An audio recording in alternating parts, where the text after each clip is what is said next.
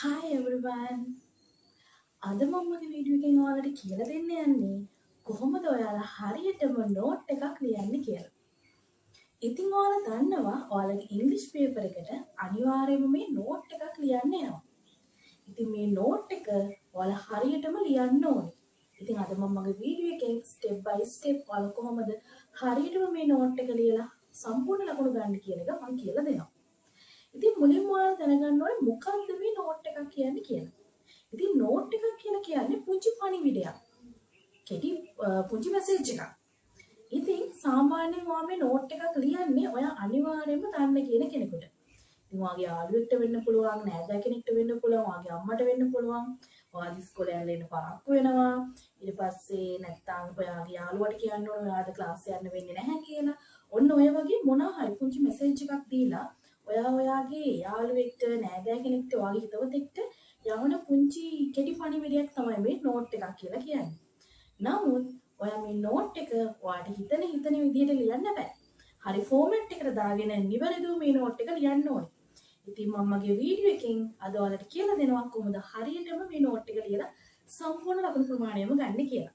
ඒ නිසා මේ වීඩියෝ එකේ මුල ඉඳලා ඉවර වෙනකම්ම බලාගෙන ඉන්න.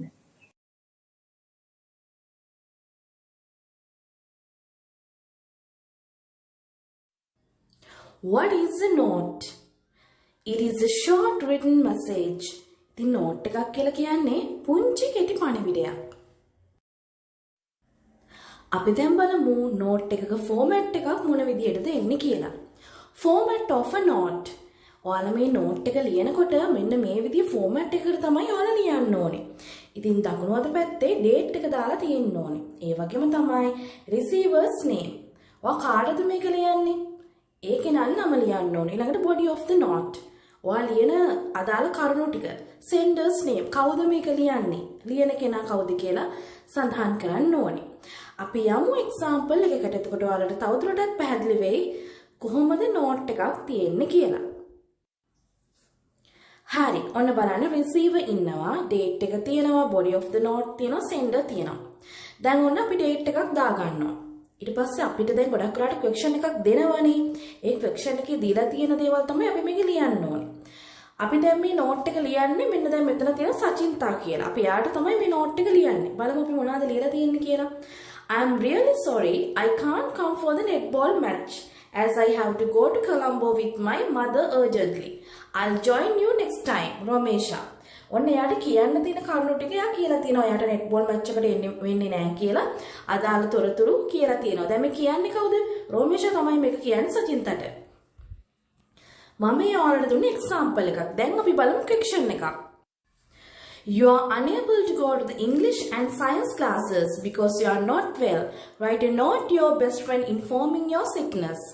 දැන් මොකද වෙලා තියෙන්නේ?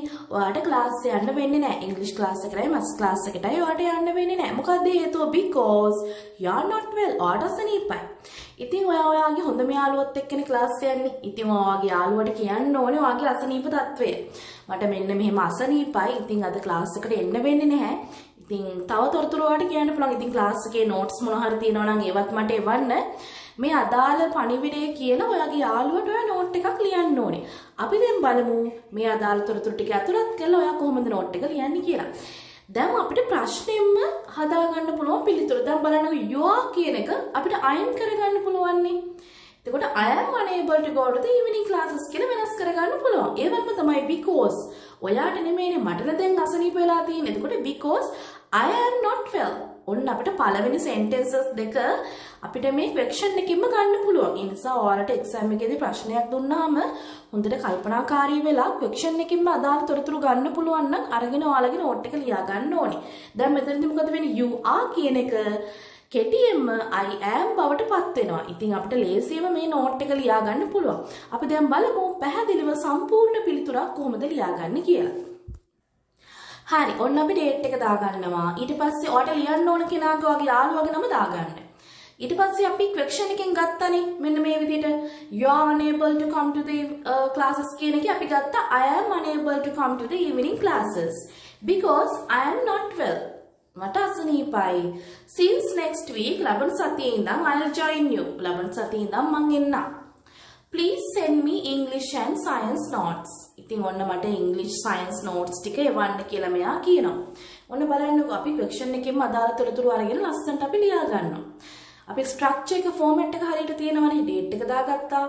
යවන කෙනාගේ නම තියෙනවා. ඊට පස්සේ ඔයා කවුද කියලා අන්තිමට සඳහන් කරලා තියෙනවා. ඊට පස්සේ අවශ්‍ය කරුණු ටික. ගොඩක් වෙලාවට ඔයාලට නෝට් එකක් ලියන්න ඉන්නේ වචන 50කට.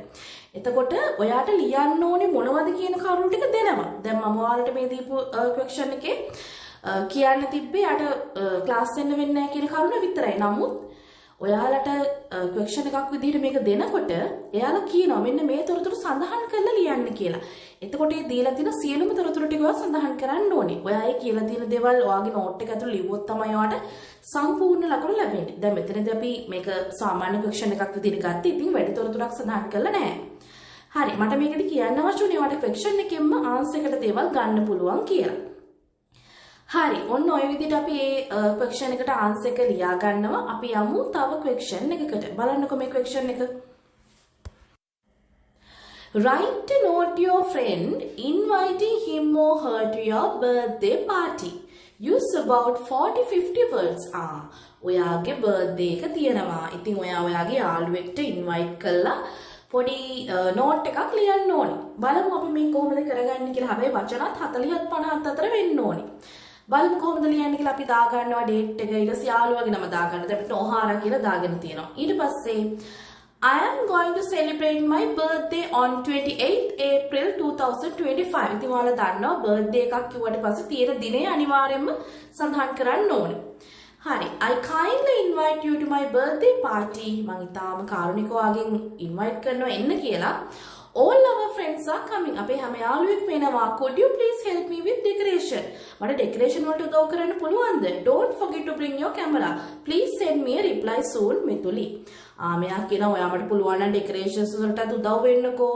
ඉතින් ඔයාගේ කැමරා එකත් එද්දි අරගෙන එන්න. මට reply එකක් ඉක්මනින් තියන්න කියලා කියනවා. ඔන්න ඔය විදිහට අපිට මේ ක්වෙස්චන් එකට ලස්සනට ආන්සර් එක ලියා ගන්න පුළුවන්. ඊට පස්සේ අපි එනවා තව ක්වෙස්චන් එකකට. බලන්නකෝ මේක. Your friend has invited you to him or her birthday party. Write a note accepting the invitation. අන්න දැන් යාළුවා ඔයාලට ඉන්වයිට් කරානේ එන්න කියලා. දැන් ඔයාලට reply note එකක් දානවා. මෙන්න මේක ලියමු. date එක දැම්මා. යාළුවගේ නම ලිව්වා මෙතුලි. Thank you very much for your invitation. දැන් අපි reply note එකක් ලියනකොට මෙන්න මේක හරි වැදගත්. එයා අපිට එවපු note එකට තමයි අපි මේ reply එක ලියන්නේ. ඒකට යාට ඉස්සෙල්ලාම thank කරන්න ඕනේ ආයපු note එකට. I got permission from my parents. අයියා කියනවා note එක ලැබුණා. මම අම්මලාගෙන් permission ගත්තා. I'm coming to your party. I will come with our school friends. We will help you with the decoration. Don't worry, I'll bring my camera. අරයා කියලා තිබ්බ දේවල් ඔක්කොටම මෙයා පිළිතුරු දීලා තියෙනවා. යාළුවෙක් එක්ක එන්නම්, කැමරා එක ගේන්නම්, ඔන්න ඔය විදිහට. හරි මේ ක්වෙස්චන් එකක් බලමුකෝ. You are going to see an art exhibition at BMSCH. ඔයා යන්න හදනවා art exhibition එකක් බලන්න BMSCH එකේ තියෙන. Write a note inviting your friend to join you. ඔයාගේ යාළුවෙකුටත් ඔයාලට ගහනවා අත් එක යන් කියලා. ඉතින් වචන 40කට 50කට ලියන්න ඕනේ මේක. ඔයා සඳහන් කරන්න ඕනේ ඉන්ක්ලූඩ් කරන්න ඕනේ මෙන්න මේ දේවල් වගේ නෝට් එක ඇතුලේ date එක, time එක, venue කියන්නේ ස්ථානය. When and where to meet, who go with you.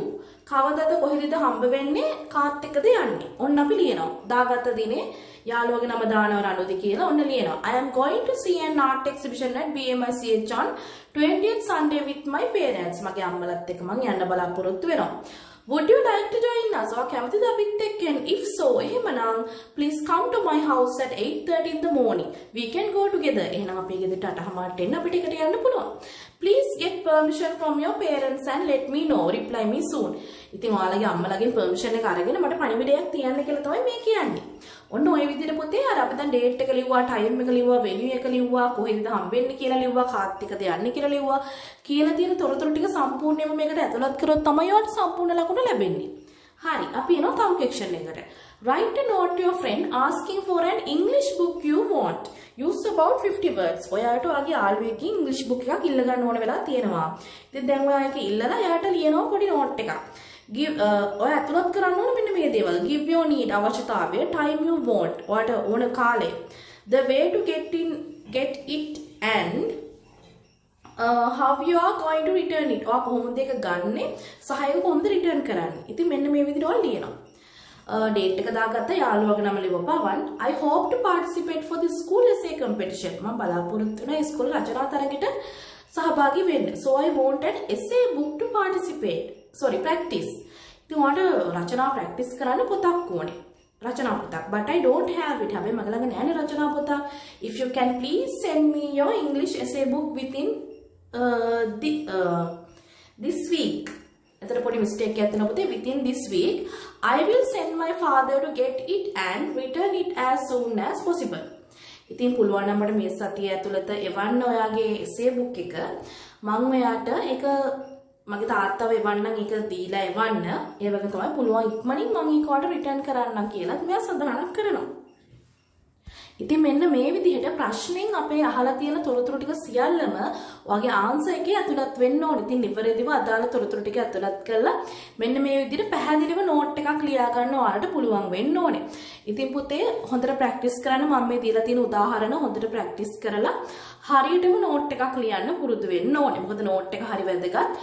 ඔයාලගේ ඉංග්‍රීසි පේපර් එකේ අනිවාර්යයෙන්ම ඔයාලට එන ප්‍රශ්නයක්. ඉතින් ඔයාලා අනිවාර්යයෙන්ම මේක හරියට ලියන්න පුරුදු වෙන්න ඕනේ. ඒ වගේම තමයි ස්පෙලිංස් හරියට ලියන්නත් ඕනේ. අද මම මගේ වීඩියෝ එකෙන් ඔයාලට කියලා දුන්නේ ඔයාලගේ ඉංග්‍රීසි පේපර් එකට එන නෝට් එක කොහොමද හරියටම ලියන්නේ කියලා. ඉතින් අද අපි එක්සැම්පල්ස් ගොඩක් කතා කරා. මේ එක්සැම්පල්ස් හොඳට බලලා ඔයාලගේ ඉංග්‍රීසි පේපර් එකට නෝට් එක ආවම හරියට ලියන්න ඕනේ. හරි. එහෙනම් අපි මේ වගේම තව අලුත් වීඩියෝ එකකින් ආයෙ දවසක හම්බෙමු. අනිවාර්යයෙන්ම channel එක subscribe කරලා තියාගන්න. එහෙනම් ආයෙ හම්බෙමු.